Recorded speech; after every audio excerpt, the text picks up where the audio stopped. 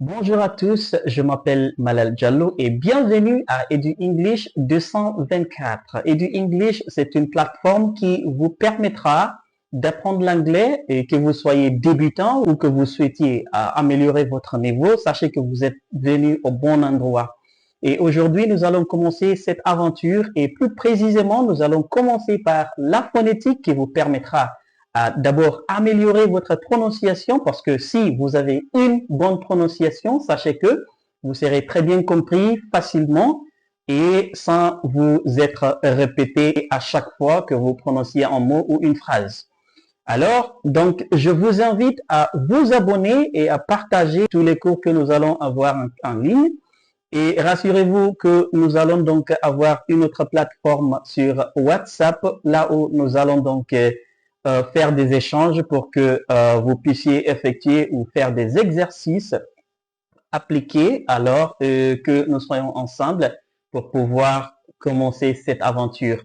Alors, sans plus tarder, je vais donc tout de suite montrer mon écran. Nous allons commencer depuis le début. Donc, plus précisément, nous allons commencer la phonétique. Très bien, donc nous allons sans plus tarder commencer cette aventure aujourd'hui donc avec la phonétique qu'on appelle the IPA, the International Phonetic Alphabet, donc l'alphabet phonétique international. Voilà, très bien. Et nous voici donc avec le tableau phonétique qu'on appelle the IPA, l'alphabet phonétique international. Donc, tout ce que vous voyez ici à l'intérieur de ce tableau-là, linguistiquement, sont appelés des phonèmes. En général, nous avons 44 phonèmes dans l'alphabet phonétique international et ça, c'est le standard britannique. D'accord? Très bien. Donc, comme je disais, en voyant le tableau, vous allez constater que le tableau est divisé en deux grandes parties. Il y a donc la partie des voyelles qu'on appelle vowels et il y a la partie des consonnes qu'on appelle consonants. Donc aujourd'hui, nous allons juste faire une introduction sur d'abord les voyelles. D'accord. En ce qui concerne aussi les voyelles, il y a donc les voyelles, les symboles. Ici, nous allons appeler des symboles. C'est ce que vous voyez ici à l'intérieur. Au lieu de les appeler des phonèmes, nous allons les appeler des symboles phonétiques. OK, donc vous voyez ici, en ce qui concerne aussi les voyelles, elles sont reparties en deux groupes. D'accord? Il y a ce qu'on appelle monophthongs, il y a ce qu'on appelle diphthongs. Comme vous constatez, monophthong, c'est quand il s'agit donc d'un seul symbole et diphthong, c'est quand il s'agit de deux symboles. Donc, avec les monophthongs, il y a aussi une précision à faire. Vous voyez, il y a des symboles qui ont deux points et il y a d'autres symboles qui n'ont pas de points. D'accord? Et nous allons donc voir la différence. Alors, la différence entre ces symboles-là, c'est que les symboles qui ont deux points, ce sont les symboles en les prononçant, on doit tirer le son. Le son doit être un peu plus long. D'accord? C'est ce qu'on appelle long vowel sound. Long vowel sound. Donc, le son de voyelle doit être tiré. Donc, nous allons commencer par ce premier symbole. OK, donc comme vous voyez ici, en ce qui concerne les monophthongs, les symboles de monophthongs, il y a donc des symboles qui ont les deux points, il y a aussi des symboles qui n'ont pas les deux points. La seule différence en est que les symboles qui n'ont pas de points, ce sont des symboles en les prononçant, le son doit être court. Hein, on doit avoir un son court. Et contrairement aux symboles qui ont les deux points, pour les prononcer, on doit donc tirer le son de ces symboles de voyelles. D'accord? Donc, nous allons d'abord commencer par les symboles de voyelles, de symboles de son de voyelles courts qu'on appelle short vowel sound. Short vowel sound. Ça veut dire que ce sont des symboles, en les prononçant, le son doit être court. D'accord? Donc, on va commencer par ce symbole-là. I. I. et chaque symbole est accompagné d'un mot, d'accord? D'un mot dans lequel vous allez voir exactement là où le symbole il est et il est prononcé. Donc ici, nous avons comme mot ship, ship. Le deuxième symbole court, c'est O, O. L'exemple, good, good. Le troisième symbole, c'est est, est. Nous avons son équivalent en anglais, par exemple, le E qui a l'accent circonflexe, comme dans le mot tête. Donc, vous gardez la même prononciation. Est. Donc, le mot comme exemple, c'est bed, bed. Donc, je reviendrai sur ce symbole-là. Voilà, parce que lui, il est particulier. Très bien. Et ici, nous avons A. A. Donc, nous avons aussi l'équivalent de ce symbole-là en français qui est le A, comme A.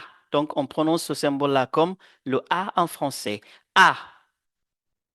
Comme exemple, nous avons le mot cat. Cat. Puis, nous avons ce symbole-là qui est O. O. Donc, ce symbole-là, en le prononçant, il y a bon nombre de gens qui font une petite erreur ici pour prononcer ce mot-là. Ça veut dire un mot qui contient ce symbole-là.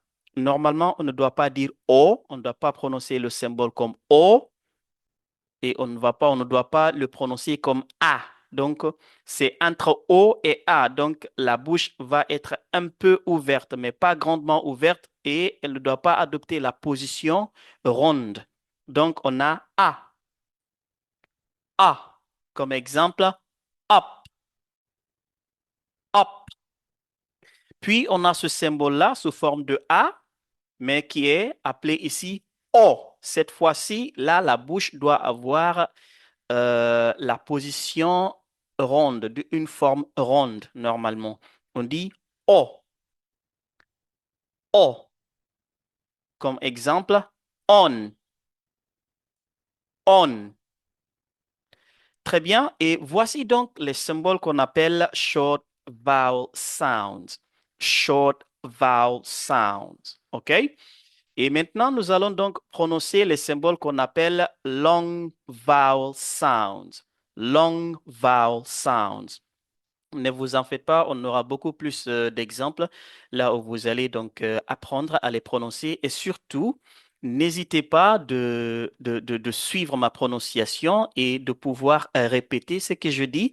Cela pourrait vous permettre de pouvoir entraîner votre bouche à pouvoir prononcer les symboles. D'accord? Il est extrêmement important donc de me suivre. Alors, nous allons commencer par ce symbole-là, I. I. Sheep, sheep.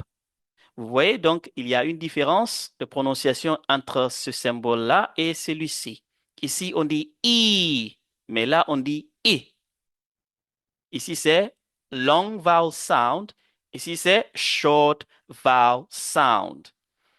Par après, nous avons OU, OU. Comme exemple, shoot, shoot. Et entre les deux là aussi, la différence, ici, on dit O, qui est short vowel sound, O. Et ici, OU, qui est long vowel sound. D'accord? Par après, nous avons ce symbole-là qui est E. E. En français, nous avons le mot cœur, là où vous associez la lettre E, la lettre U et la lettre R. Donc, on obtient quoi? Un son de cœur. Mais cette fois-ci, vous gardez le même positionnement de la bouche. Vous dites mais en ne prononçant pas le R. On dit Comme exemple, nous avons bird. Bird.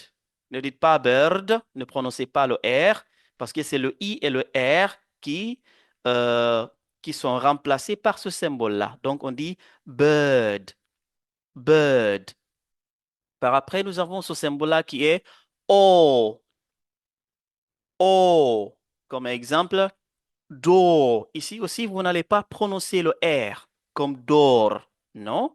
On va donc dire do parce que le symbole que vous voyez ici remplace le O et R. Donc, on dit do. Do. Très bien, on va mieux comprendre cela quand nous allons commencer à un peu voir ce qu'on appelle la transcription phonétique. La transcription phonétique. D'accord? Très bien, quand vous voyez ce symbole-ci et le symbole qui est là, la seule différence, ici on dit O et de l'autre côté on dit O. Vous voyez la différence? Très bien. Donc, et maintenant, je vais parler de ce symbole-là. D'abord, c'est un symbole, c'est le symbole qui est le plus utilisé dans l'anglais britannique. Il est extrêmement important et encore, il a le plus faible son ou la plus faible prononciation. Très bien, donc on le prononce comme E. E. Vous voyez, il a le plus faible son. Donc, généralement, les mots qui se terminent par ER, généralement dans l'anglais britannique, vous savez, en anglais britannique, on ne prononce pas le R comme en anglais américain. Je veux dire l'accent britannique. En adoptant l'accent britannique, généralement, on ne prononce pas le R final d'un mot dans beaucoup de cas. Alors, le ER ici va être remplacé par ce symbole qu'on appelle le schwa qui est E. Donc, qu'est-ce qu'on va dire ici? C'est teacher. Teacher. All right? Teacher. E. Teacher. Vous voyez? Donc, en quelque sorte, voici l'introduction des voyelles qu'on appelle monophthongs, donc les voyelles de son court et les voyelles de son long, et puis ce qu'on appelle le choix. Il s'appelle le choix, mais pas comme choix comme nous l'entendons. Le choix ici, c'est S-C-H-W-A, ce qu'on appelle choix. On va voir ça quand on va voir donc d'autres exemples. Très bien. Par après, nous allons donc voir ce qu'on appelle les diphthongs. Comme on a dit, ici, c'est la combinaison de deux symboles qui donnent généralement un son. Les diphthongs. Très bien. Ici, nous avons d'abord le symbole de I et le symbole de E. Donc, le choix qu'on appelle ici ear. Ear. Comme exemple, on a here. Here, on ne dit pas hair, non, on dit ear. On a le I, on a le E. Donc, on fait la combinaison de ces deux symboles pour donner un son, ear. Donc, here. Donc, le second, nous avons E et I. Donc, on obtiendra quoi? A. A. Et le mot comme exemple, c'est wait. Wait. Très bien. Par après, nous avons le O et le E. On a le OUR. OUR. Donc, comme exemple, tourist. Tourist. Ici, nous avons le O et le I. Donc, en combinaison, on obtient le son de OI. OI. Comme exemple, boy. Boy. Très bien. Ici, nous avons le choix plus le E. Donc, on a le A, on a le E. Donc, on obtiendra quoi? O. O. Comme exemple, on a show. Show. Très bien. Ici, on a la combinaison de E et de E. Donc, on va obtenir quoi? Air. Air. Comme exemple, hair. Hair. Donc, rassurez-vous de ne pas prononcer le R comme hair. Non. On a hair. Hair. Puis, nous avons quoi? Nous avons A et I. Donc, qui va donner ce qu'on appelle I. I. Comme exemple, my. My. Et le dernier, donc, c'est A et le O. Donc, on a AO. AO. Comme exemple, cow. Cow. Très bien. Donc, voici les symboles de voyelles. D'accord? Et donc, nous avons les monophthongues, nous avons les diphthongues.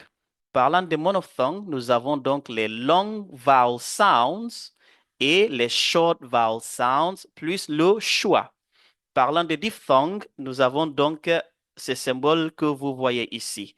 Donc, la phonétique nous permet de pouvoir bien prononcer les mots. La phonétique nous permet d'avoir une bonne articulation. Donc, d'où la raison pour laquelle j'ai préféré commencer par ce cours-là. Et donc, ici, nous allons donc nous limiter ici et nous allons donc continuer avec donc les consonnes au prochain cours. Merci et à très bientôt. Bye. Et très bien, et ceci est le tout premier cours que nous avons fait. J'espère que vous avez aimé et s'il vous plaît, n'oubliez pas donc d'aimer et de partager la vidéo. Partagez-la avec des gens, des personnes comme vous qui voudraient vraiment améliorer ou bien qui voudraient apprendre l'anglais avec nous. Sachez que cette aventure, c'est entre nous, cette aventure, c'est pour nous et nous allons ensemble nous exercer, nous améliorer, comme je disais. Les vidéos seront publiées sur la page Facebook du même nom. Et aussi, nous allons donc avoir une plateforme de WhatsApp, là où vous allez partir poser toutes vos questions. Et nous allons donc créer des cours vraiment interactifs. Et cela aussi vous permettrait de pouvoir donc améliorer votre prononciation. Parce que dans cette plateforme-là, sur WhatsApp, vous allez donc vous aurez à envoyer vos messages vocaux, d'accord, pour que je puisse vous aider à exactement améliorer cette prononciation. Et après, donc, la phonétique, et on passera donc à faire autre cours, et je vous garantis que ceci sera vraiment une bonne aventure pour vous et pour moi, parce que là, ensemble, nous apprendrons l'anglais and never give up. Together, we learn better. Bye.